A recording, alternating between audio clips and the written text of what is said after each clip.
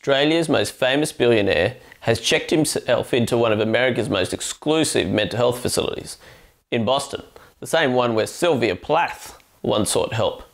James Packer, who's a casino mogul, was once tied to Scientology through Tom Cruise, briefly dated Mariah Carey, and says he's lost friends, put on weight, and become a recluse in the past year. He's been lauded in public as a result. Now, author F. Scott Fitzgerald of Great Botsy, he said, "The rich are different from you and me, and this even more so with globalisation, a shrinking middle class and growing income inequality." Now, Ernest Hemingway later quipped in response that the rich are different only in that they have more money. Now, the Packer saga tells us some things about the culture right now. Now, one is encapsulated by American psychologist Tom Joyner. He wrote a book called Lonely at the Top. Now, what he says, he collated years of research. He shows men who he describes collectively as the lonely sex are more likely to spend their adult lives chasing wealth and status, fair enough, and in doing so, they're more likely to show a depletion of close relationships, and they become ever more reliant on their spouses for emotional sustenance.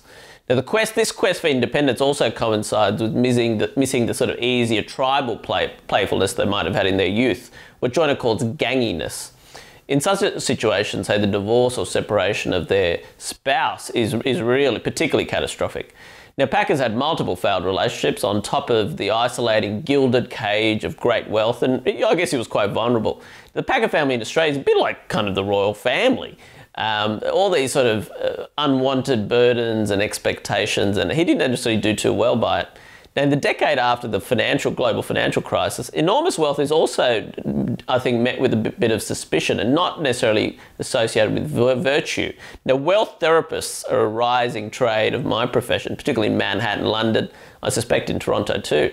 Now, another feature of the zeitgeist Packer's touched on, I think unwittingly, is that those who proclaim pain in public now are given sort of status and privilege. So I guess even billionaires can be victims if it suits them. Now, announcing one's mental health problems in public can also help to limit scrutiny. Now, a host of public figures in Australia have recently revealed their struggles with mental health, sometimes at times when there's considerable scrutiny for either, say, performance or moral reasons upon them. Now, the mental health card is also an example that it's a sign that we increasingly lack a public language for moral or metaphysical struggles. Mental health sort of become a catch-all term to encompass all manner of experience, varying from adversity to failure or to interpret suffering.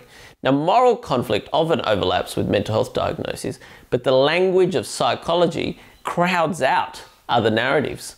Now, Packer is currently embroiled in an Israeli corruption scandal involving Netanyahu. He has an adult life of multiple failed relationships. His forays into celebrity just have failed to fulfill. And let's not forget his business empire is built on casinos. Now, the industry of gambling is legal, but it's hardly virtuous. So the mental health journey will certainly encompass this metaphysical dimension.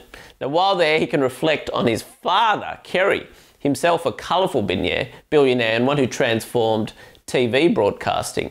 When he died, he said this, or he almost had a heart attack.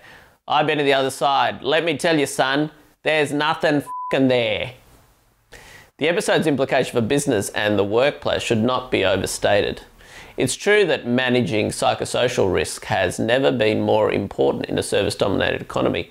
Now, workers with creative and social skills in combination with technical knowledge attract a premium. But for every person fearful of revealing their mental health problem to their workmates, there can also be others who use it as a weapon, covering for misdeeds and poor performance. And for some, it becomes their way of communicating perceived injustice in the workplace. In each case, mental health becoming the catch-all term covering all of life's vicissitudes clouds the complexity of the real situation. Now, I'll always advocate strongly for my patients, but I also worry the language of mental health is starting to colonise the human experience, and it diminishes our capacity to cope. I'm Tanveer Ahmed.